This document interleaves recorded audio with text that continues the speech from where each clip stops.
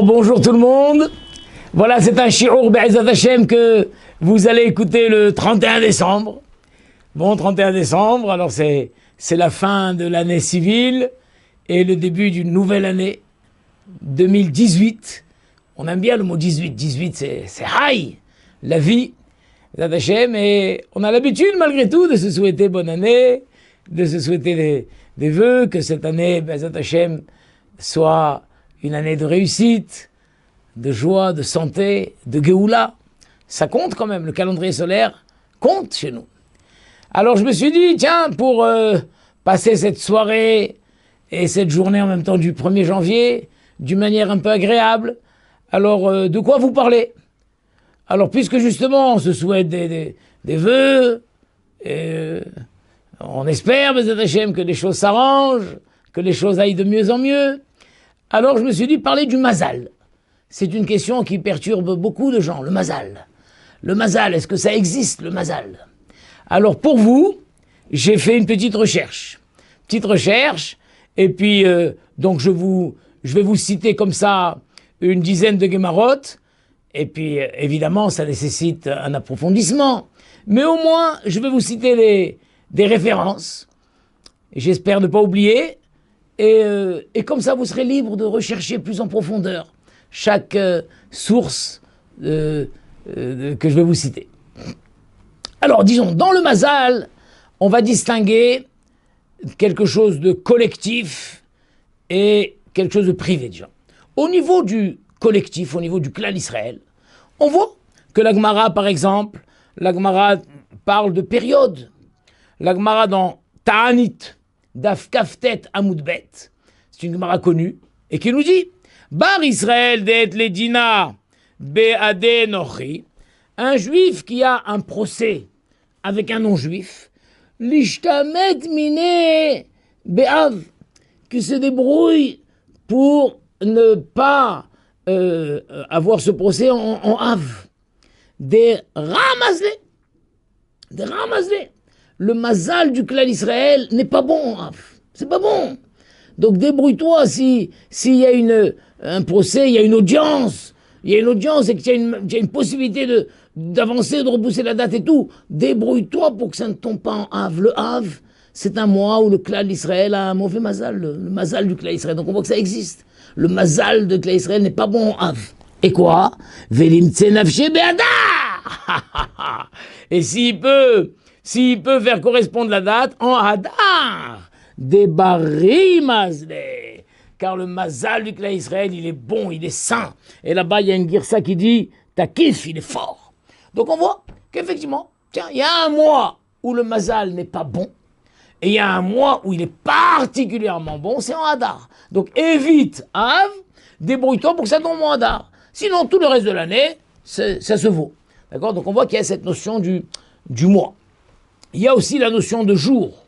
La Gemara dit par exemple, dans Shabbat, vous verrez, dans Kouf Kaftet Amud Bet, la Gemara dit que si quelqu'un doit faire une prise de sang, une saignée, c'est-à-dire peut-être même une opération, on va savoir quelque chose d'un peu dangereux, alors, Besheni Vechamishilo, il vaut mieux qu'il évite de faire ça un lundi ou un jeudi. Ah, pourquoi? Des Mar, parce que Mar, il a dit, si quelqu'un, il est tranquille, il a un srutavot, alors il y a Kizdam Beshinu Behamishi. Lui, il peut se permettre de faire une saignée, une prise de sang, lundi ou jeudi. D'accord? Pourquoi? Mais sinon, il vaut mieux éviter. Pourquoi? Chez Beddin, Shel Marla, Shel Mata, Shavim Kehad. Lundi et jeudi sont des jours où le Beddin siège. De même que sur terre, le Beddin siège le lundi et le jeudi, c'est un jour de din. Dans le ciel aussi, le lundi et le jeudi, c'est des jours de jugement, des jours de din. Alors évite, ne t'expose pas, ne te mets pas en situation dangereuse lundi ou jeudi. T'as une prise de sang à faire, t'as une opération, quelque chose que tu peux programmer. Essaye de ne pas programmer lundi ou jeudi. Vous vous rendez compte, c'est incroyable. Beddin Rachidi, Adam Nidom Rolium, chez Beddin Yoshim Mariot. Mais t'as qu'à ça. Vekevan de Yom Din. Rachidi, Kevan de Yom Adin. Puisque c'est un jour de jugement, ou pkidaï, ou pkida. C'est un jour donc on va se souvenir. On se souvient des gens, on ressort les dossiers ce jour-là. Alors il te dit comme ça, avonotav niskarim. Oh là là. Avonotav niskarim. On va se rappeler de ces avérotes. D'accord? Donc évite, c'est un jour de jugement. Tout le monde est repassé comme ça en vieux. Hop! Et lui, il est justement en train de prendre une prise de sang et tout. D'accord? Comme il y avait une fois, il y avait un très vieux monsieur, que le lundi et jeudi, à la synagogue, il répondait à voix basse. Amen. Alors quelqu'un s'est approché, il lui a dit, comment ça se fait que les autres jours, vous répondez à voix haute, et le lundi et jeudi, vous répondez à voix basse? Il dit, mon cher ami, tu sauras, on voit que tu es jeune, sache que quand on a dépassé un certain âge, alors il faut baisser la voix. Parce que si je réponds très fort, amen, hein, on va dire, quoi? Il est encore là celui-là. Et alors, hop, et là on risque de me prendre. Donc là, à partir d'un certain âge, le lundi et jeudi, c'est une blague évidemment, mais le lundi et jeudi, où tout le monde passe en revue, il vaut mieux baisser la voix pour pas se faire remarquer. D'accord? C'est une blague. En tout cas, lundi et jeudi, la Gemara dit voilà. Lundi et jeudi, donc le mazal est plus dangereux. C'est un mazal dangereux. D'accord? Voilà. Mais donc il faut éviter. Donc ça, on a vu le mois de Hadar, on a vu qu'il y a des jours. Il y a maintenant certaines choses. Il y a certaines choses où si le mazal est plus fragile. Il y a certaines choses sur lesquelles le mazal est plus fragile. Je vais vous citer une Gemara dans Baba Metzia, Daf Kav Zayin Amud Bet. Kav Zayin Amud Bet. La Gemara dit par exemple, Lo, Mash'ile Inish Kis Verneki. Un homme ne doit pas prêter son porte-monnaie ou son portefeuille. Pourquoi? Mishum de Mesamne. C'est pas un bon siman. C'est pas un bon siman. Ton portefeuille, ton porte-monnaie, c'est là où tu mets ton argent, c'est à toi, ne prête pas. Ne prête pas, c'est pas un bon siman que ton portefeuille, ton porte-monnaie change de poche et va aller dans la poche de quelqu'un d'autre. Va savoir, peut-être il a un mauvais mazal ou quoi. Ouais, il y a des choses, on voit que l'Agma dit, on évite de passer d'une main à l'autre, parce que c'est des choses où le mazal est très très fort. Alors on évite. D'accord? Donc on voit qu'il y a certaines choses où, effectivement, on prend certaines précautions. Il y a une autre Gemara dans Baba Batra, que je vous ai trouvé. Cette Gemara dans Baba Batra, Daf Tzadehet Amud Aleph, nous dit comme ça, une histoire incroyable. Il y a certaines denrées fragiles qui dépendent du mazal. Il y a une Mishnah incroyable. La Mishnah te dit, Amocher Yain le Havero. Quelqu'un qui a vendu du vin à son ami, il a vendu une caisse de vin, il a vendu un tonneau de vin, Veirmis. Et arrivé, alors que chez le vendeur, le vin était bon, il a goûté, très très bon ça, très très bon ça, tu me livres 2 caisses, il arrive à la maison, il ouvre, vinaigre. Eh bien, Eno Hayab Harizo. Le vendeur n'est pas coupable, n'est pas responsable. Alors la Gemara dit à un moment, comment ça, mais comment ça? Pourquoi le vendeur n'est pas responsable? Alors la Gemara dit, non, parce qu'il s'agit que lui, il a acheté un tonneau. Et il a déversé le tonneau dans son propre tonneau ou dans ses propres bouteilles. Donc, puisqu'il y a eu un changement d'ustensile, le vendeur dit, ah bah oui, c'est le changement d'ustensile qui a fait ça. Moi, le vin, tu l'as goûté dans ma cave, dans le tonneau, c'était magnifique. Maintenant, tu l'as transvasé dans ton tonneau à toi, ben c'est ton tonneau qui était pas bon. Ça, c'est là. Un autre Rav dit, non. Même s'il ne l'a pas transvasé, le même tonneau, il a pris le tonneau tel quel, la caisse de vin telle quelle, arrivé à la maison. Chez le producteur, c'était bon, arrivé à la maison, c'est devenu du vinaigre. Mais comment se fait-il? Regardez ce qu'il te dit. De'amar Rav Hiya bar Yosef, Hamra, Mazla de Hamre Garim, des Maré Garim. Incroyable. Le vin, eh bien le mazal du propriétaire, Garim, c'est lui qui entraîne. Incroyable. Ce producteur de vin, il avait un bon mazal. Le vin, dans sa cave, le vin était bon. Tout le temps où le vin lui appartient, le vin était bon. Tu achètes ce vin, tu l'amènes chez toi. C'est du vinaigre, ça. Allô, monsieur, venez récupérer votre vin. Mais pourquoi? Vous l'avez transvasé? Non, il est resté dans vos kélim. Alors, qu'est-ce qui s'est passé? C'est votre mazal qui a fait ça. Ça veut dire incroyable. On a vu qu'il y a des mois où le mazal est propice. On a vu qu'il y a des jours. On voit qu'il y a des objets où le mazal est fortement accroché à ça. On voit qu'il y a des denrées fragiles. Le vin, c'est une denrée fragile. Mais c'est incroyable, ça va vous ouvrir les yeux, ça. Le même vin, tu le goûtes chez quelqu'un, il est très bon, tu goûtes chez un autre, il n'est pas bon du tout. Il peut même mettre du vinaigre, mais qu'est-ce qui s'est passé? La Gemara te dit que le vin, c'est quelque chose qui est lié au mazal du propriétaire. Vous vous rendez compte? Vous en apprenez des choses, hein? Ça déhette. Maintenant, mon frère il va être content, parce que vous savez que mon frère Bernard, Daniel, il fait du vin, lui. Alors, voilà, il va comprendre maintenant ce qui se passe. Baba Metsia Koufhe Amoudalef. Koufhe Amoudalef, Baba Metsia. Qu'est-ce que j'ai trouvé dans Koufhe Amoudalef, Baba Metsia? J'ai trouvé là-bas, très belle histoire aussi. On voit qu'un mazal de groupe est plus fort qu'un mazal individuel. Là-bas, on raconte qu'un monsieur, un financier a donné de l'argent à deux associés. Il leur a dit, voilà, allez, investissez ça. Je vous donne l'argent pour 1 an. Et dans 1 an, vous me rendez le capital et on partage les bénéfices à 3. C'est bon, magnifique.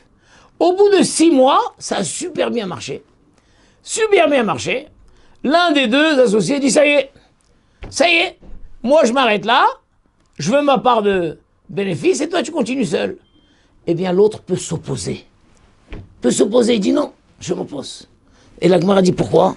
Mazla de Betre Adif. Oh là là là là. Le mazal de 2 est mieux que le mazal de 1. Non, on a réussi ça. C'était notre mazal conjugué qui a fait que ça a marché. On s'est engagé pour 1 an. Tu vas avec moi jusqu'au bout de l'année. Il ne peut pas dire moi je prends ma part et je me retire. Non. Mais pourquoi? Ça marche, continue tout seul. Non. Parce que notre mazal à 2, c'est mieux que mon mazal à moi tout seul. Vous vous rendez compte? Donc il y a aussi cette notion de un mazal à 2. On est à 2, on a un bon mazal, alors c'est bien. Hein, c'est magnifique. Donc vous chercherez toutes ces Gemarotes, je vous donne des titres comme ça, juste pour vous donner l'envie d'aller creuser un peu plus. Qu'est-ce que je vous ai trouvé d'autre aussi? Shabbat Daf Kuf Nun Vav. Shabbat Daf Kuf Nun Vav. Alors voilà. Donc sinon, là je vous ai posé les grands principes. Donc, mais maintenant, à l'échelle individuelle. Est-ce que le mazal, ça existe, ça n'existe pas le mazal? Alors regardez, non, avant je vous citer Shabbat, je vais vous citer la Gemara Moed Katan, Daf Kouf. Moed Katan, Daf Koufret. Prenez votre Gemara Moed Katan, Daf Koufret, et vous verrez. Amar Rava. A dit Rava.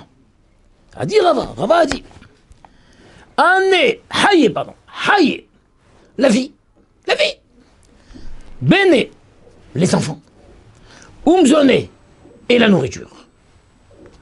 Ces 3 choses-là, l'obisruta talia milta, ça ne dépend pas du mérite d'une personne.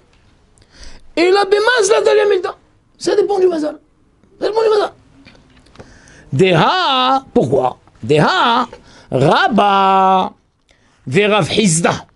Car nous voyons que Rabba, qui est un très grand Rav, et Rav Hizda, qui est un très grand Rav,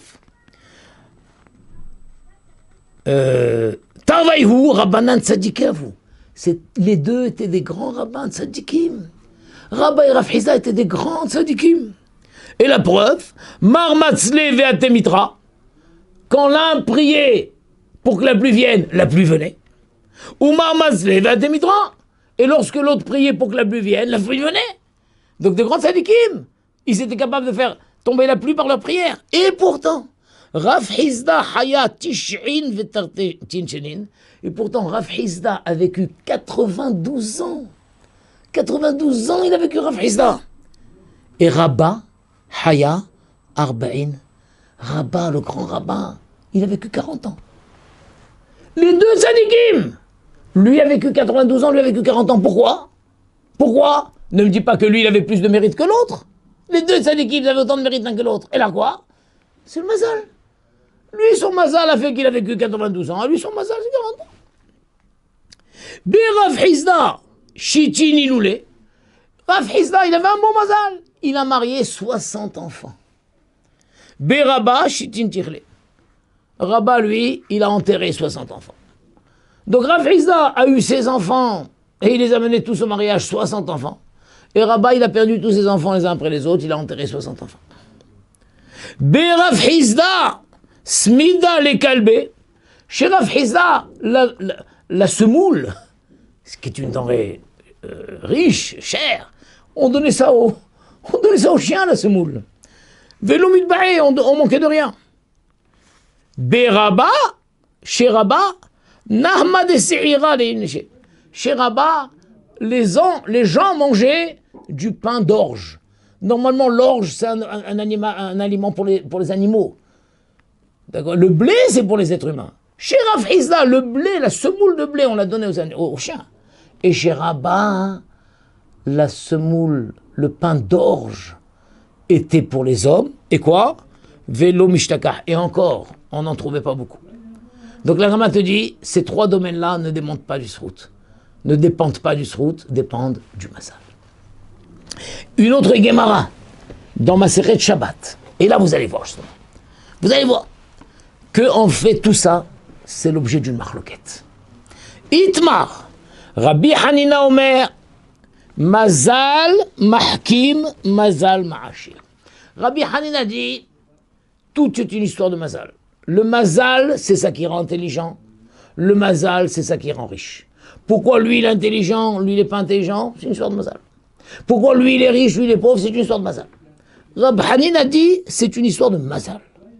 Ve yesh Mazal d'Israël. Et il y a un Mazal d'Israël. Ça veut dire quoi? Il y a un Mazal d'Israël. Il y a un Mazal d'Israël. Ça veut dire, Rachidi, yesh Mazal d'Israël. Il y a un Mazal pour Israël. Les filles à Mazal, Yehochma. Yesh Mazal d'Israël, she'en tfila. Vetzedaka meshanet Mazal. Et ni la tfila, ni la tzedaka ne peuvent changer le Mazal. Si son Mazal est de ne pas être riche, il pourra prier, il pourra donner tzedaka, ça ne changera pas. Si son Mazal est de ne pas être intelligent, ça ne changera pas. Ça, c'est l'opinion de Rabbi Hanina. Arrive Rabbi Yohanan. Rabbi Yohanan dit, mais pas du tout. En Mazal Israël. Il n'y a pas de Mazal pour Israël. Et c'est un pasouk. C'est un pasouk dans Yirmiya. Un pasouk explicite dans Yirmiya. Dans Jérémie, Perek Yud, pasouk bet. Un pasouk où Hachem dit là-bas, Ko Amar Hachem. Ainsi a dit Hachem. El derech hagoyim, al tilmedou. N'allez pas apprendre. Ça, c'est le derech des non-juifs. Eux, ils cherchent à savoir le mazal et tout. Al tilmedou, n'apprenez pas cette science-là. Ouve otot hashamaim al tehedou. N'ayez pas peur des signes du ciel que vous voyez. N'ayez pas peur de ça. Ki hotu hagoyim mehema. Que les goyim aient peur de ça. Eux, ils ont vu dans les constellations. Ah, vous n'ayez pas peur de ça. Vous n'avez pas de mazal, vous n'ayez pas peur de ça. Ça veut dire quoi? Un mazal Israël. Ça veut dire quoi? Mais c'est marqué dans la constellation. Comment tu peux dire un mazal? Voilà, les gens n'ont pas compris. Ça veut dire quoi? Un mazal. Bien sûr qu'il y a un mazal, c'est marqué. Seulement un mazal. Rachidi, de aliede tfila vesrou. Le mot yesh mazal, il y a un mazal, ça veut dire quoi? Il y a un mazal, c'est vrai, il y a un mazal et c'est fixé. Et la tfila, et les mitzvot, et la tzedaka, et tous les mérites que tu peux accumuler ne changeront rien à ton mazal. Par contre, Rabbi Hanan dit non, en mazal. Même ce que tu as vu, n'aie pas peur de ça. Pourquoi? Parce que aliede tfila vesrout, mishtane mazalo letova. grâce à la tfila et grâce à certains mérites, tu peux changer ton mazal pour le bien. C'est ça le en mazal. Yesh mazal ou en mazal, ça ne veut pas dire il y a ou il n'y a pas. Il y a, bien sûr qu'il y a. C'est marqué, il y a. Mais tu peux changer ça. Donc Rabbi Hanina dit tu ne peux pas changer. Et Rabbi Yochanan dit tu peux changer. Avec la tfila et avec le srout. Et Tosfot dit, il est un peu plus sévère, disons. Tosfot dit, aliédé mikol makom, aliédé srout gadol. Avec un grand mérite. Mishtane. Avec un grand mérite. Ça peut changer. Ça peut changer. Aval Tosfot dit, aval paramim, shen mazal mishtane. Mais il y a des fois où ça ne change pas. Il y a des fois où le mazal, Akadosh Baruch Hu, et c'est les tova.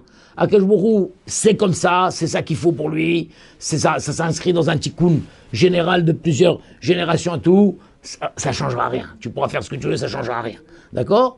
Mais, attention, des fois ça change pas. Des fois ça change pas. D'accord?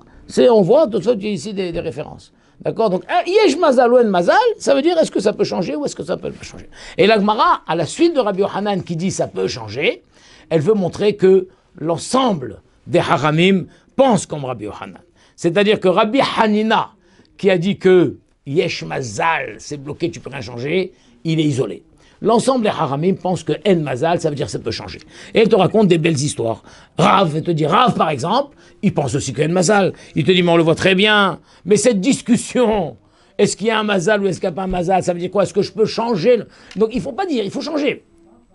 Il faut changer l'appellation. Il ne faut plus dire est-ce qu'il y a un mazal ou est-ce qu'il n'y a pas un mazal. La vraie question c'est est-ce que je peux changer mon mazal ou est-ce que je ne peux pas le changer. Il dit mais c'était une discussion qu'il y a eu entre Avraham Avinu et Akadosh Baruch Hu. Avraham Avinu a dit à Akadosh Baruch Hu mais qu'est-ce que tu me promets que j'aurai des enfants? J'ai vu dans mon mazal que je n'aurai pas des enfants.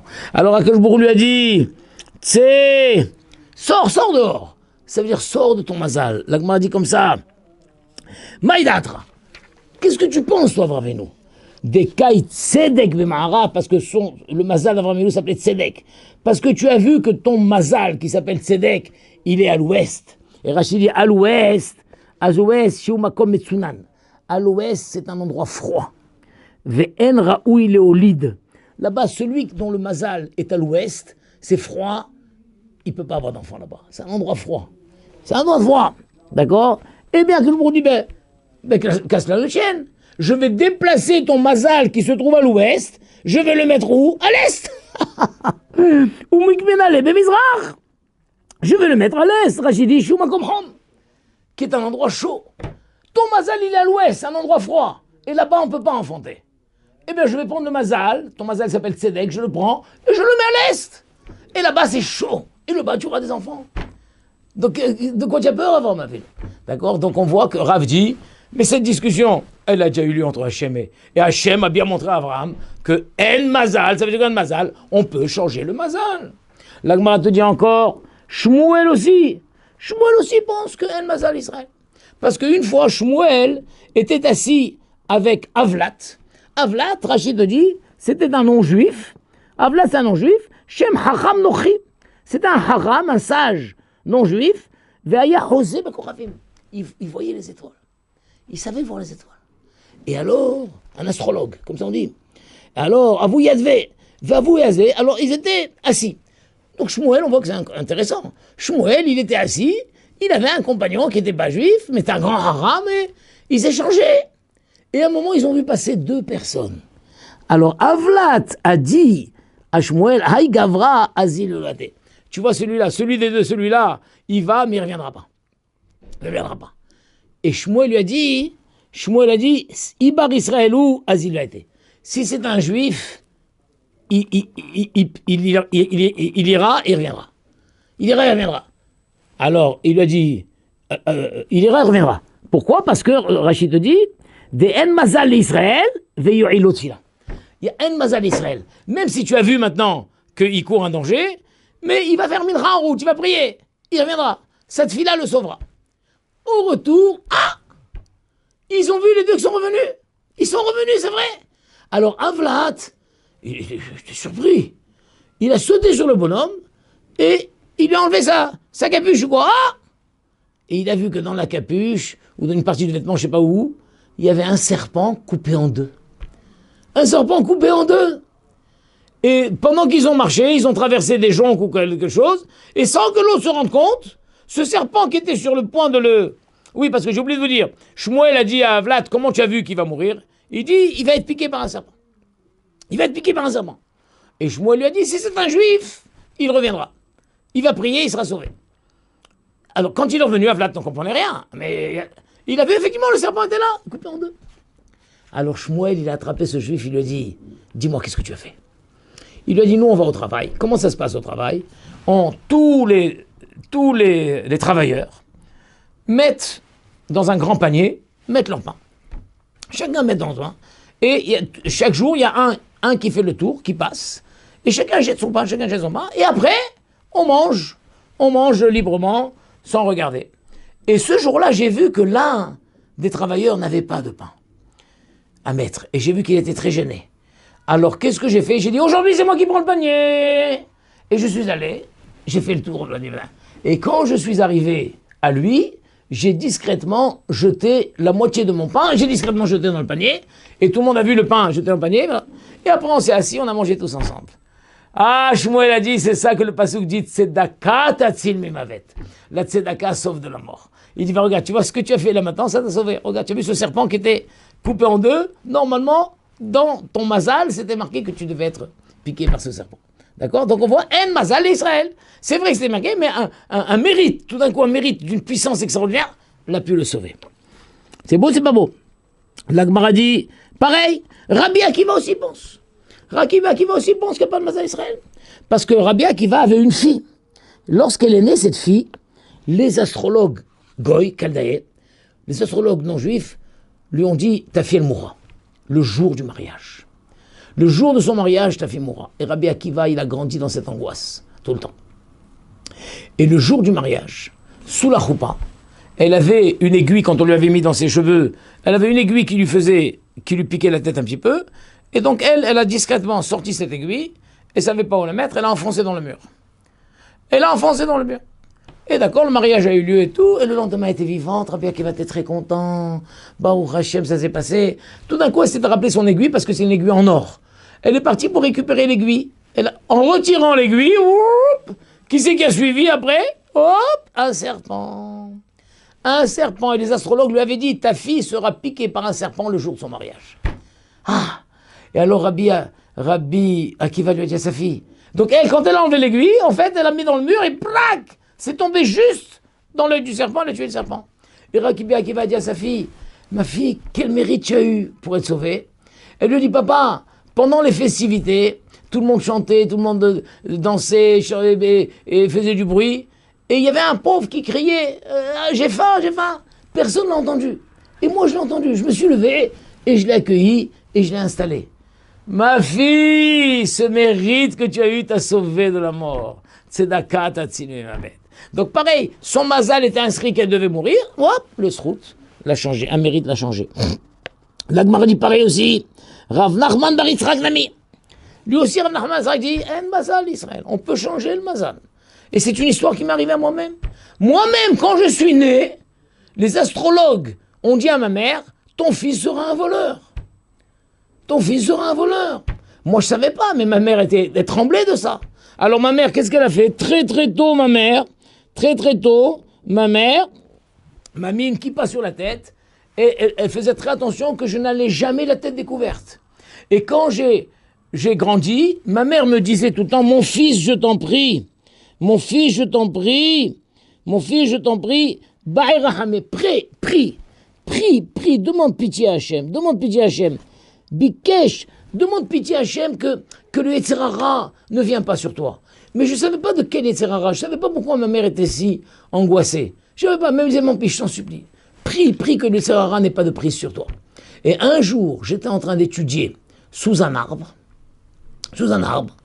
et ma kippa est tombée. J'ai levé les yeux, j'ai vu que cet arbre avait des fruits succulents, des dattes succulentes. Et j'ai vu comme ça, comme une grappe de dattes. J'ai eu tellement envie, j'ai sauté! Et à pleine bouche, j'ai mangé les dattes. Et je les ai volées, ces dattes n'étaient pas à moi.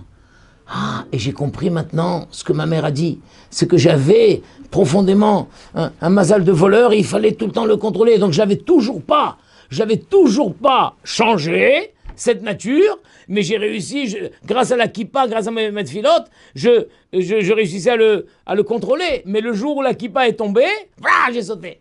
Donc là, j'ai compris encore plus et j'ai fait tellement d'efforts jusqu'à ce que ce mazal de voleur me quitte, cette nature de voleur me quitte.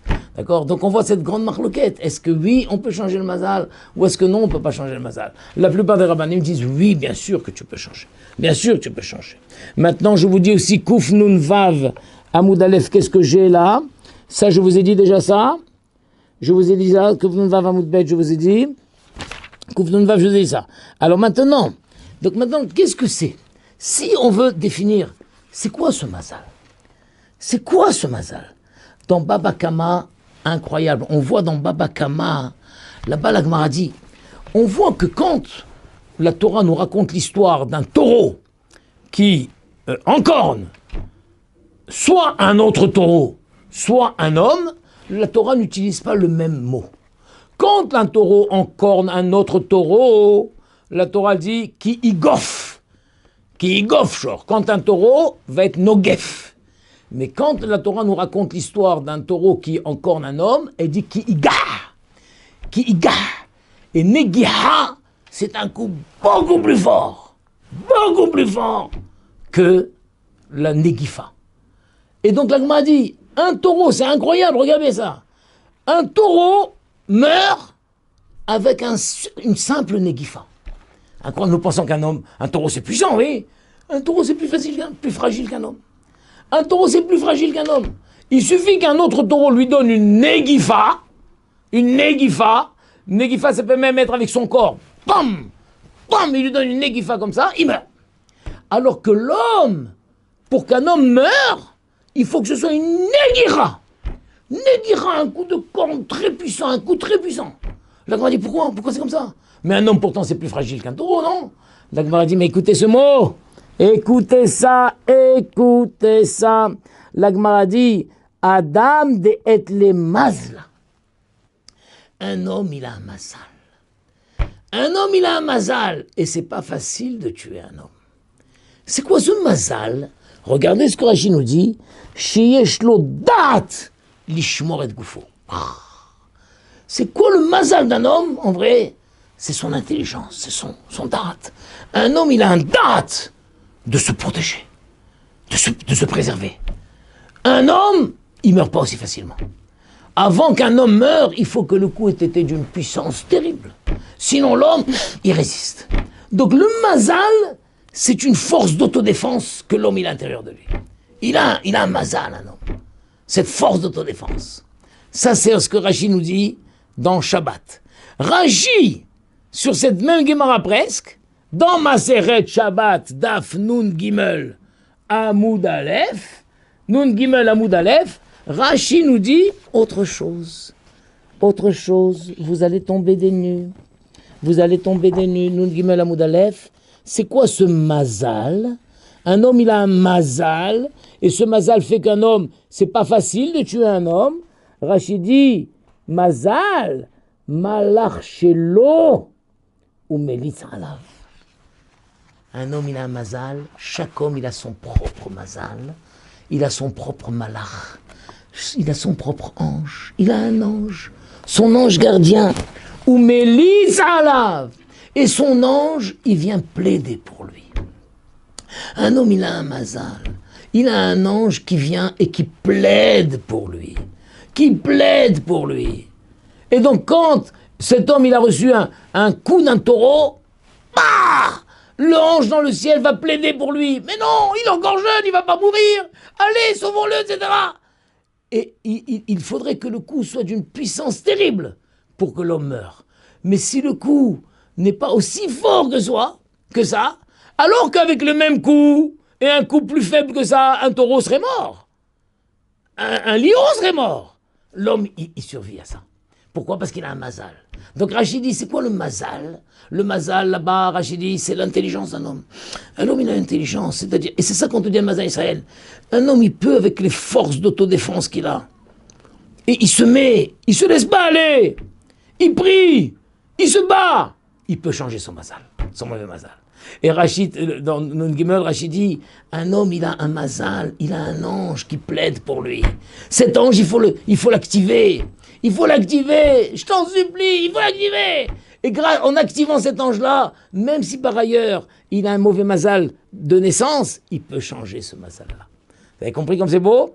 Une troisième chose, on peut dire, ce que je vous ai cité au début, que la Gemara a dit, même si quelqu'un, la Gemara dit, ne fais pas une prise de sang le lundi ou le jeudi, sauf si tu as Srout Avot. Srout Avot. On voit que Srout Avot, le mérite des ancêtres, c'est un bon facteur pour avoir un bon mazal. Celui qui a la chance d'avoir des ancêtres valeureux. D'accord? Et donc même pour nous, même si nous sommes le début d'une nouvelle chaîne, alors au moins, en sachant qu'en étant nous-mêmes valeureux, on peut donner des mérites à nos enfants. Ça les aidera à nos enfants, à nos petits-enfants, à nos arrière-petits-enfants. Ça les aidera à avoir un Mazel Tov. Voilà, Bezat Hashem, c'était en gros, on a passé. Je suis sûr que maintenant, il y en a qui ont plein de questions, qui disent, attends, j'ai pas compris, qu'est-ce que c'est, où c'est. Je vous ai cité les Gemarot. Ouvrez-les, prenez-les, il y a des commentaires sur chaque Gemara. Voilà, en gros, je crois que je vous ai cité une dizaine de références. Be'ezrat Hashem, que nous ayons tous un Mazel Tov. Mazel Tov, et Siman Tov. Bracha ve'atzlacha. À très bientôt, mes chers amis. Kol Tov.